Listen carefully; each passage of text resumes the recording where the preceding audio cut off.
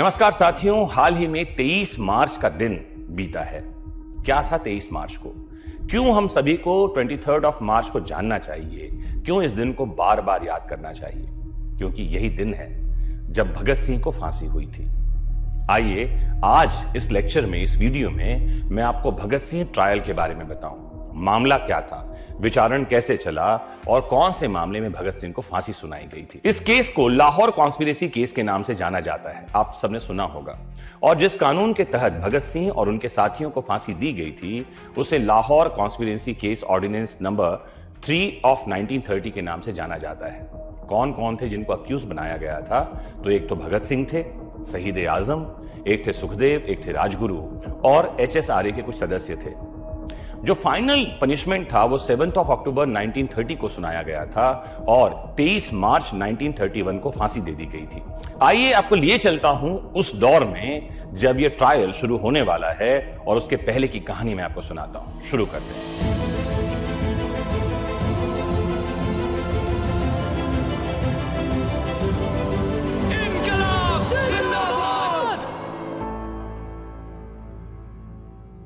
तो भगत सिंह का मुकदमा केवल एक मर्डर ट्रायल समझा जाना बहुत बड़ी भूल होगी। ये दरअसल ब्रिटिश राज और भारतीय क्रांतिकारी चेतना के बीच में सीधी टक्कर मानी जाती है। कहानी की शुरुआत सॉन्डर्स हत्या से पहले होती है। उस समय जब साइमन कमीशन के विरोध में निकले थे लाला लाजपत राय और उन पर हुई थी पुलिस की लाठीचार्ज और कुछ ही समय बाद लाला लाजपत राय की मृत्यु हो गई। क्रांतिकारियों के मन में यह धारणा गहरा गई थी कि यह सिर्फ पुलिस कार्यवाही नहीं थी, लेकिन यह राष्ट्रीय अपमान था। HSRA के युवाओं ने पुलिस अधिकारी जेम्स स्कॉट को निशाना बनाने की योजना बनाई।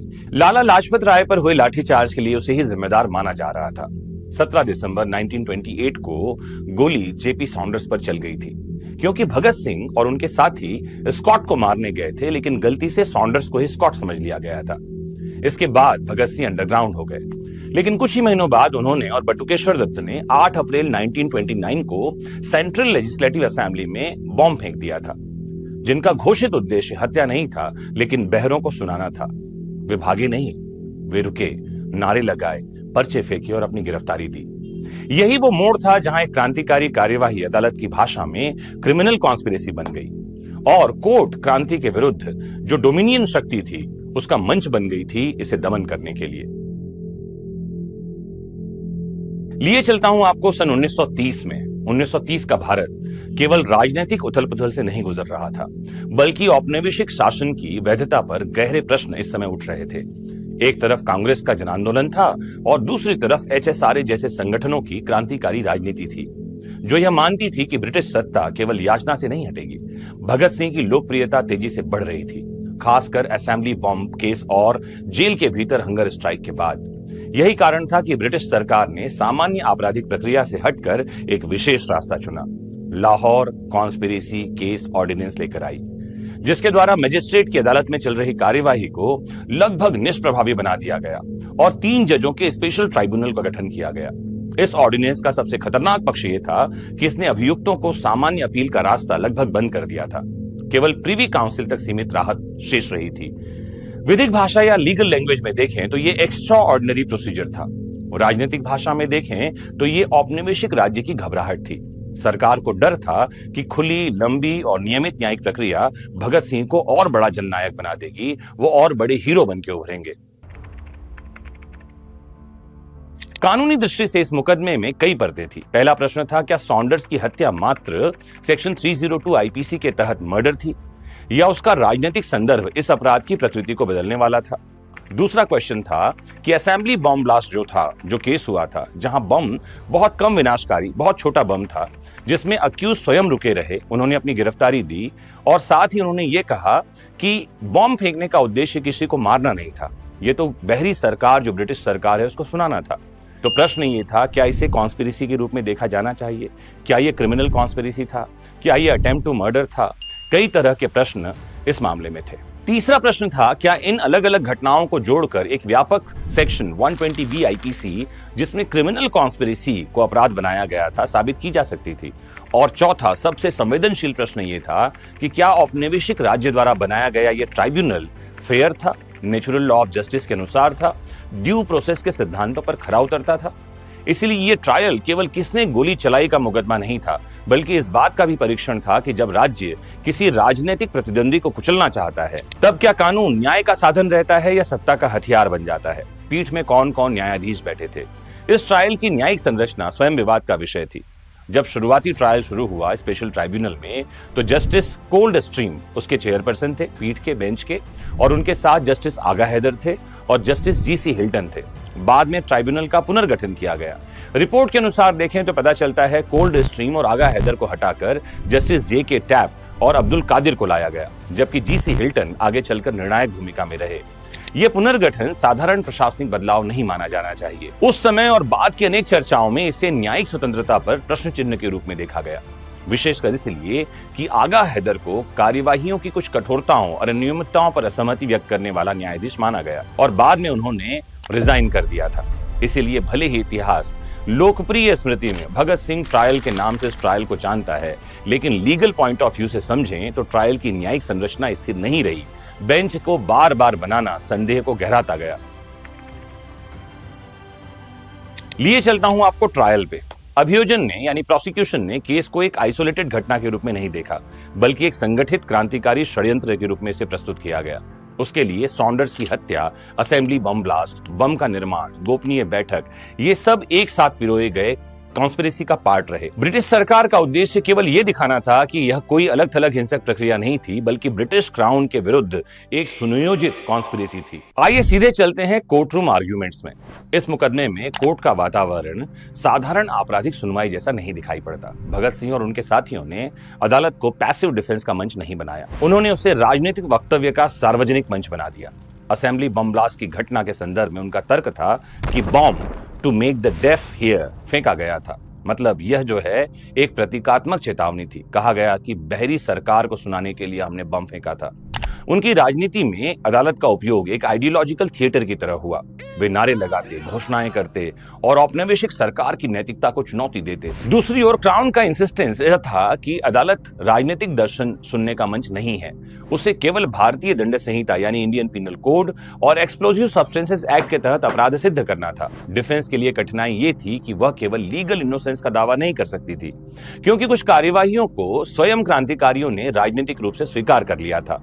इसीलिए डिफेंस को intention, degree of harm, fairness of process, approver evidence, इन सब की विश्वसनीयता और ट्राइब्यूनल की वैधता जैसी बिंदुओं पर ही जोर देना पड़ा। यही इस मुकदमे का अनोखापन है, जहां अभियुक्तों ने मैंने कुछ नहीं किया की दलील नहीं दी, बल्कि कहा कि मैंने जो किया वो क्यों किया, और इस दलील को अधिक महत्व दिया गया। आपको ये भी बताऊं कि इस दौरान जेल के अंदर भगत सिंह क्या कर रहे थे।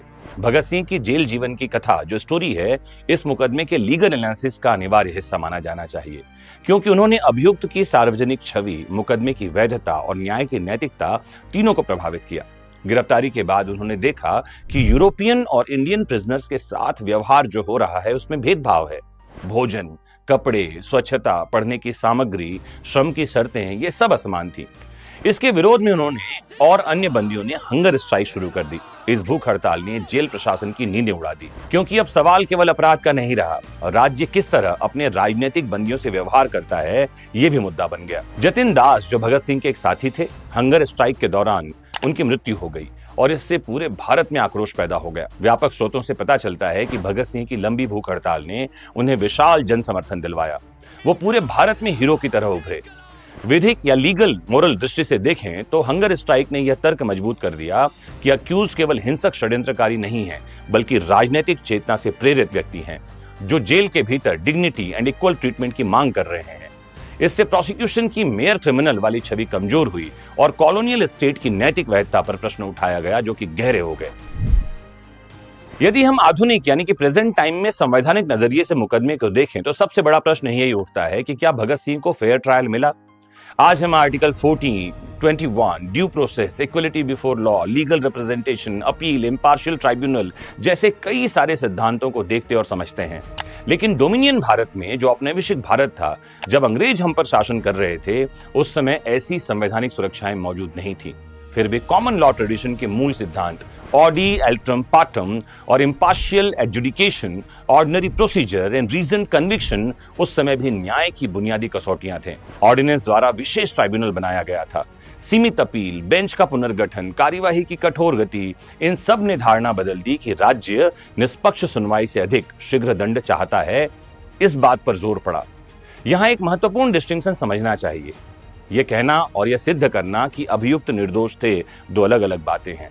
और यह कहना कि अभियुक्तों को निष्पक्ष प्रक्रिया नहीं मिली, यह बिल्कुल अलग बात है। लाहौर कॉन्स्पिरेसी केस पर गंभीर जो कानूनी आलोचना है, उसे कुछ आधारों पर समझना चाहिए।